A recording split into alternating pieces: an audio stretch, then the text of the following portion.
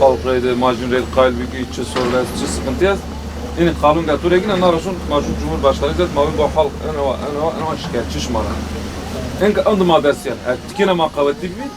Matkine çizav var yani. Maya sulam dedi ben esnaf hasekin. Şman başı. Kar ben niye ben? ما ويش ما بنت قال إدارة رزق شعلك تعالى شرسته Allah razı olsun. Allah razı olsun. Bereketle koşan. Sekin kar ben niye ben? ما وشر Ma ve şir beni. Ma ilbim avilim esnaf masekin. Ben azam atijin diğer gün yani.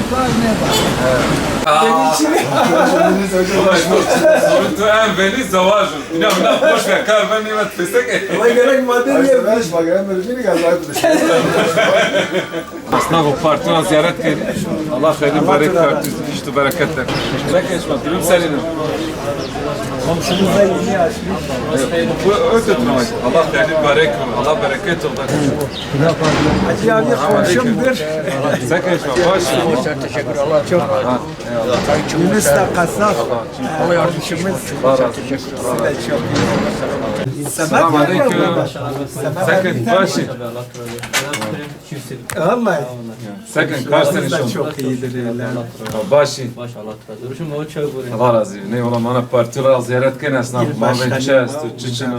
Partiler bana esnaf ziyaret kene. Yok vakit var es. Allah razı olsun. Sayıda bereketler. Aferin Yusuf abi ya. Başı. Elmin bir Allah razı olsun. Allah işime bereketler. Muhtarın başkanı esnaf ziyareti. Mavin esnafıma ziyaret ki çest, çiçino. Aleyküm selam. Evet. Baş. Ne? Göremiyorum da. Elhamdülillah da parla ve çiçek. Kala var kala yani. İzleyenler. Eyvallah. Hatırlıyorum. وانا انس Ya ama naut zi. Ma raştaş katra ben maçmani nauti. تمام كده اوكي كده اوكي Ama nereden? ان شاء الله ايش ما دوم Ne ma da تمام ما انا İzleyenler. Masay kini naut diyorlar ama hiç yani. Ma naut yani. Ailece ama desteklemiş. Allah Allah. Azaf Mesela şu an seçim döneminde bir açıkçası biz geziyoruz. Bir önceki gün kurucu başkanımızla buradayız. Her yerde geziyoruz. Bizim amacımız bu topluma bir hizmet etmektir. Yani seçim döneminden gelip bir gaz verip gezmek değildir. Yani. Kar seni şu an, dönüm seni. O boş ver. Hemen şi veren Allah Allah'ına.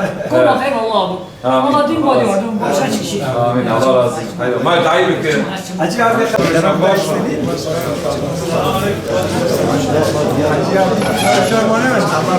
En eski milletin kalbi yani. Sadece ekonomi olarak alt üst millet. Ma mesela şuma ziyaret kın, trafe maşın, en büyük kum yetkili, maşın jilet proşel, mavin bu anıvan diye. Aynı iyi. Ve kavvet çoldu yani. Ona göre yok, hareket ken yani. Keşke kavvet mazi, yani daha zaafı biri, daha zaafı yok, etki madde. Sakın canım. Ercan abi senin Ercan abi. Yaparım senin bu ziyarete. Ercan abi mekriyanıdır, çok temiz biridir. Eyvallah. Allah işinizi bereket versin. Eyvallah abi, sağ olasın. Mavin batı ziyaret gibi İbrahim Asekerim, Mayo Sulan var, Çez, Türkçüçünü. Eyvallah. Yo batı tumares. Ercan abi. Biz bugün Diyarbakır İl Teşkilatı olarak Hani ilçemizi ziyaret ettik. Hani ilçemizdeki esnaflarımızın sorun sıkıntılarını dinledik. Hani ilçemizle ilgili öncelikle yaşanan sorun sıkıntılar, zamların sürekli ard arda olması, TEDAŞ sorunu, elektrik faturalarının yüksek oluşu ve bununla bağlı olarak işsizliğin artması özellikle halkın, esnafın belini bükmüştür.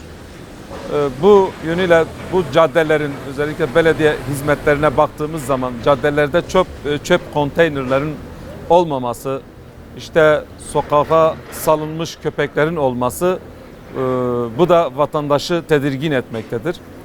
Çöp konteynerleri de temizlik açısından sorunların, sokakların kirli olmasına sebep olmaktadır.